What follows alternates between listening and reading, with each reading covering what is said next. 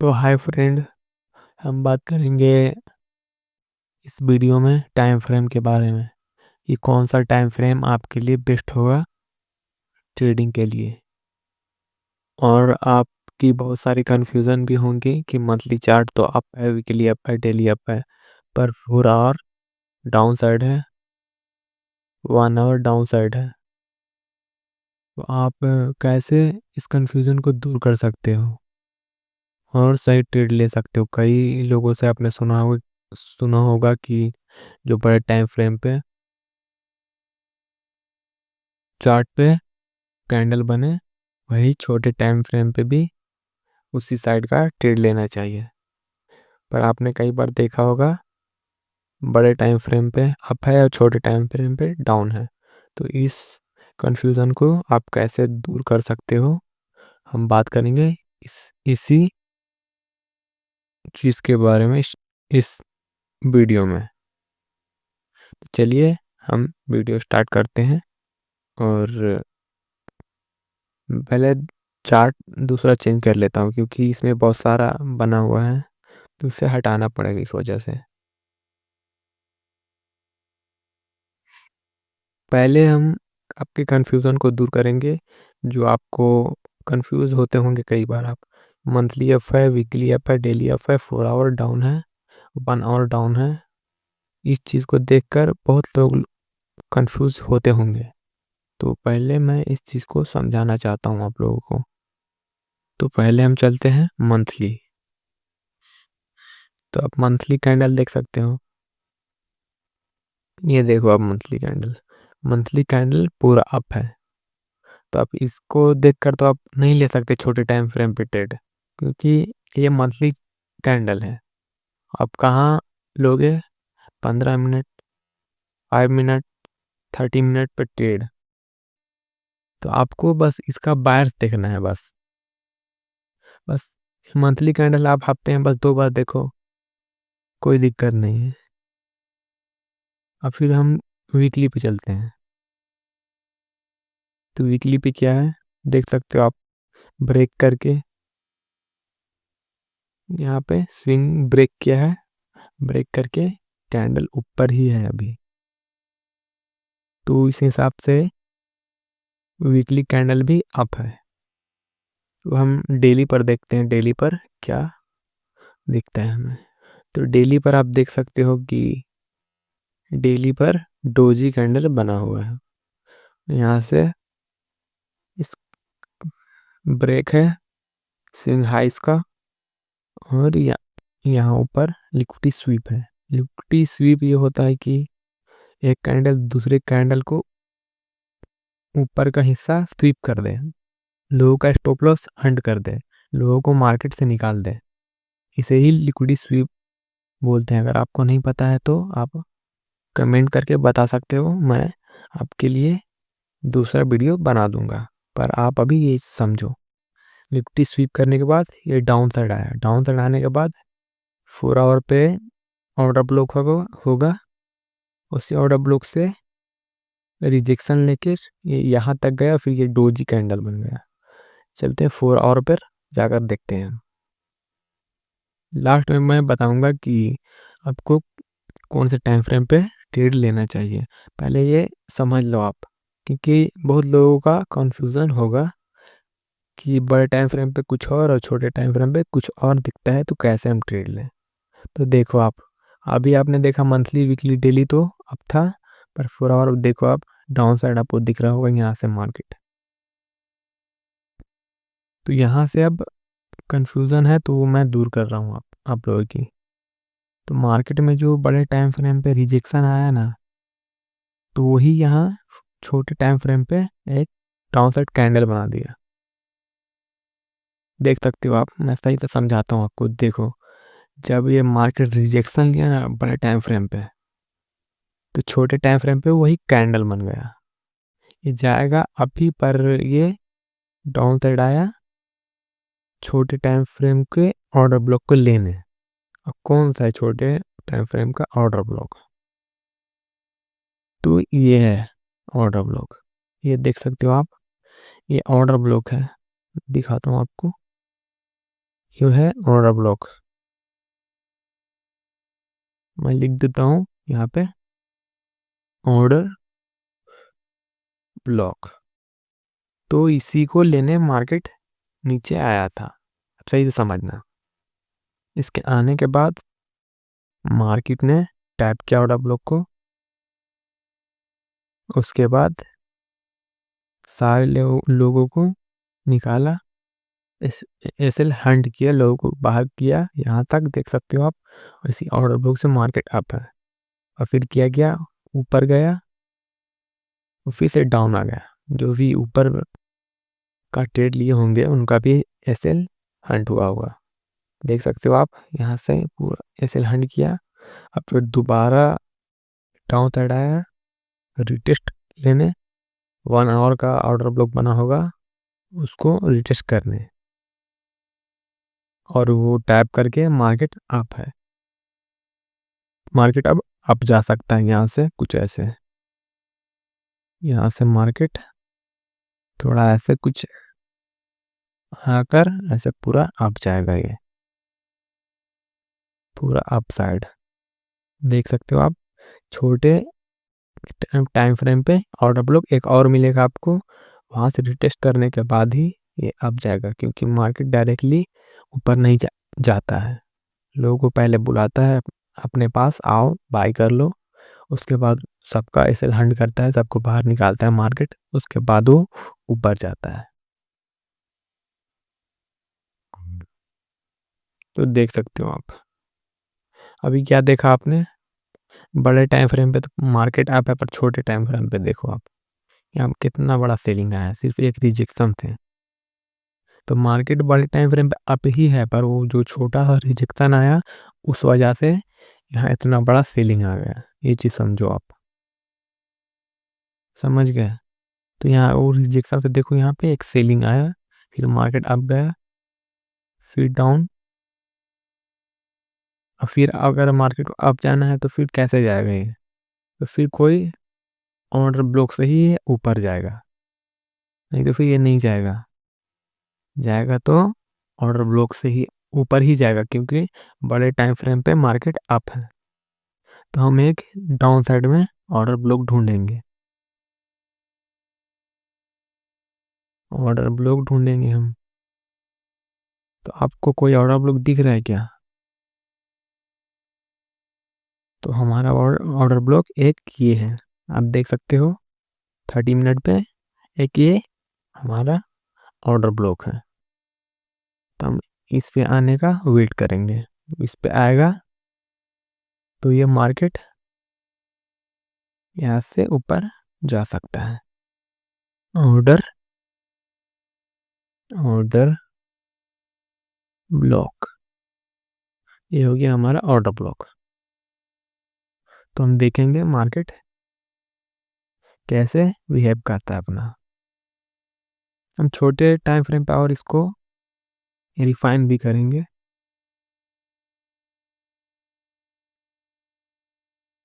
तो हमारा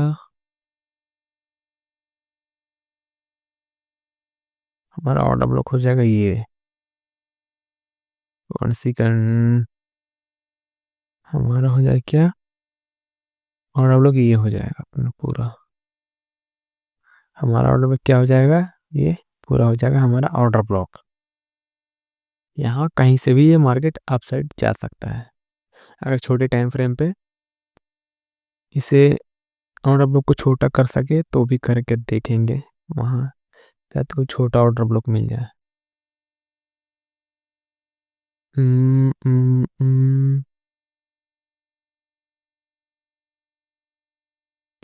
ये ऑर्डर ब्लॉक लेते हैं, क्योंकि एक्सट्रीम का सबसे लो ऑर्डर ब्लॉक यही है, तो हम ये लेंगे ऑर्डर ब्लॉक, क्योंकि मार्केट ने यहीं से ऊपर गया है टैप करके। तो मार्केट को यहाँ तक तो आना चाहिए।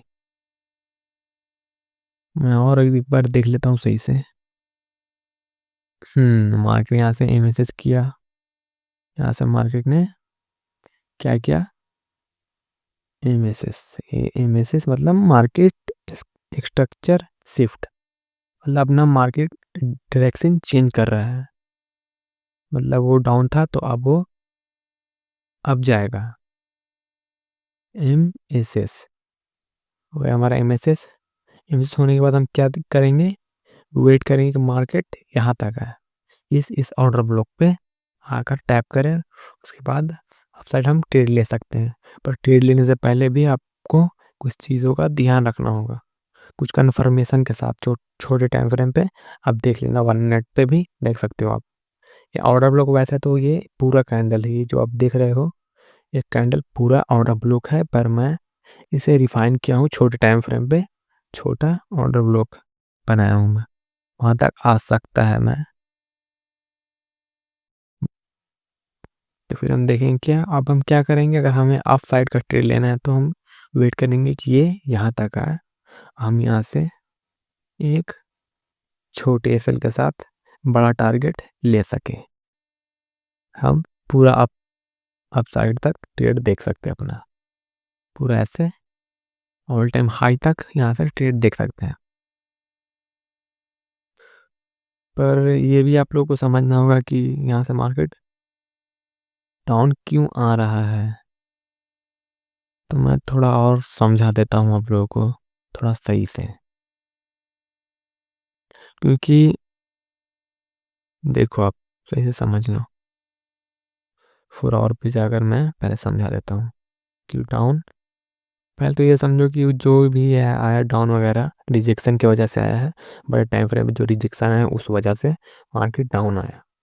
और डाउन आने के बाद क्या हुआ, देखो यहाँ से डाउन होना स्टार्ट हुआ, यहाँ से डाउन आया मार्केट में, फिर ये ऑर्डर ब्लॉक टैप किया, ये वाला देख लो आप, ये ऑर्डर ब्लॉक को ये मार्केट ने यहाँ तक टैप किया और फिर अप गया, अप गया और फिर ऐसे ही यहाँ से सेलिंग आया। ये सेलिंग आने के बाद यहाँ मार्केट ने क्या क्या कर दिया, डाउन साइड MSS, मतलब मार्केट ने बताया क्या कि हम अपना अब डायरेक्शन चेंज करेंगे। ये देखो आप, MSS मार्केट स्ट्रक्चर शिफ्ट, इसे चोंच भी बोलते हैं, चेंज ऑफ करेक्टर। पहले आप ये समझो, यहाँ MSS पहले लिख देता हूँ मैं इस पे ताकि आपको सही से ध्यान रहे। MSS क्योंकि हमारा market structure shift, market structure shift की ही वजह से मार्केट में यहाँ पे डाउनफॉल आया। MSS होने के बाद आप तो देख सकते हो आपने, MSS मार्केट ने यहाँ पे MSS कर दिया। MSS करने के बाद क्या होगा, MSS क्या, फिर ये मार्केट अपना जाएगा ऑर्डर ब्लॉक तक, ऑर्डर ब्लॉक तक जाएगा और वहाँ से ही फॉल करेगा अपने दूसरे लिक्विडिटी तक, ऑर्डर ब्लॉक तक। तो उसका MSS होने के बाद ये गया अपने ऑर्डर ब्लॉक पे ऊपर, देखते हैं कहाँ पे है इसका ऑर्डर ब्लॉक, आप साइड में। तो ये तो ऑर्डर ब्लॉक से नहीं, FVG से मार्केट लगता ही गिरा है यहाँ से।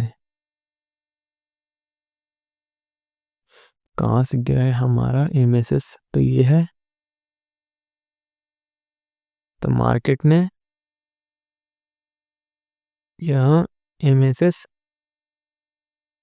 MSS होने के बाद हमारा मार्केट ने ये FVG से गिरा है,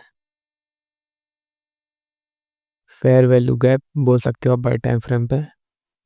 मैं दिखा देता हूँ आपको, ये देखो ये FPG हो गया हमारा, FPG टाइप कर कर गिरा है, ऐसे ये FPG हो गया, FPG FPG FPG को टैप करके मार्केट ने गिरा है। कुछ सही से दिखाता हूँ आपको, बड़े टाइम फ्रेम के FPG पे से गिरा है, छोटे टाइम फ्रेम के क्या, कहाँ गया, हाँ इधर, बड़े टाइम फ्रेम के क्या FPG से और छोटे टाइम फ्रेम के मिटिगेशन ब्लॉक, यह है क्या mitigation block.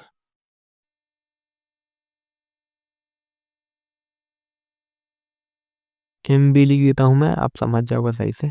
Mitigation block. Mitigation block क्या है ये मैं दूसरे वीडियो में आपको समझाऊंगा। बड़े टाइम फ्रेम के एफवीजी से, छोटे टाइम फ्रेम से क्या, यहाँ भी एफवीजी है पर हम मिटिगेशन ब्लॉक को लेंगे तो ये हमारा क्या हो जाएगा, मिटिगेशन ब्लॉक।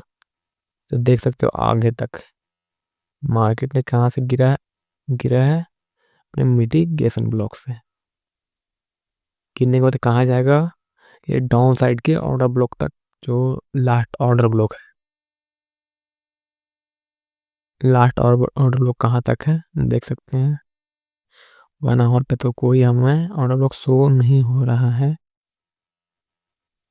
डाउन साइड में कौन सा है ऑर्डर ब्लॉक, ये हाँ, यहाँ पे 30 मिनट पे देख सकते हो आप, एक यहाँ से लेके यहाँ तक ये पूरा ऑर्डर ब्लॉक है। पर इतना बड़ा हम स्टॉप लॉस नहीं ले सकते, तो हम छोटे टाइम फ्रेम पर जाएंगे, उसे देखेंगे छोटा, कि हमें छोटा से छोटा एसएल भी हम रख सके उस हिसाब से। तो हमारे क्या बना, ये ऑर्डर ब्लॉक। कई बार क्या होता है,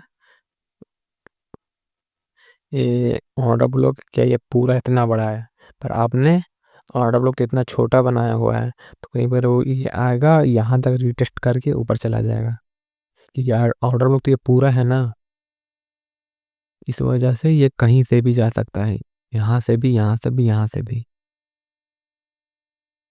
पर मैंने छोटे टाइम फ्रेम पे छोटा बनाया हूँ मैं, समझ गए आप।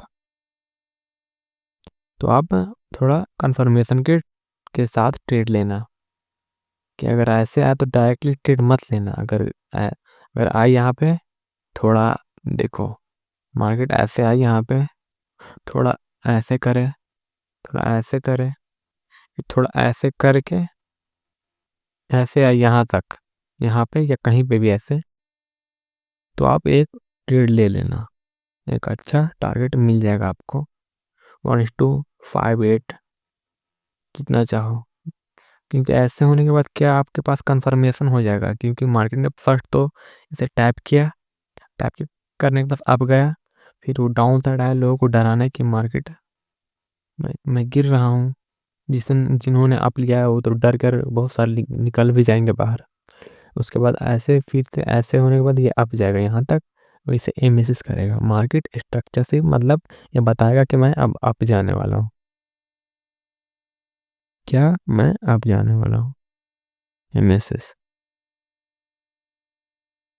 और इस इसे इस हाई को ब्रेक होते हुए देख बहुत बहुत लोग सोचेंगे क्या, कि ब्रेकआउट आया है और मैं अप साइड का ट्रेड ले लेता हूँ, और वहीं से ये मार्केट क्या डाउन साइड सेल आ जाएगा, और सारे लोगों का स्टॉप लॉस हंट हो जाएगा। उसके बाद क्या करोगे आप, यहाँ से एक अच्छा ट्रेड लोगे, समझिए आप, यहाँ से क्या करोगे, एक अच्छा ट्रेड लोगे। अगर यहाँ पे अगर आपको छोटा ऑर्डर ब्लॉक मिल जाता है, तो आप ऑर्डर ब्लॉक से बना करके अगर यहाँ से एक इस ऑर्डर ब्लॉक से जो नया बना होगा, को मैं बताता हूँ सही से अभी आपको।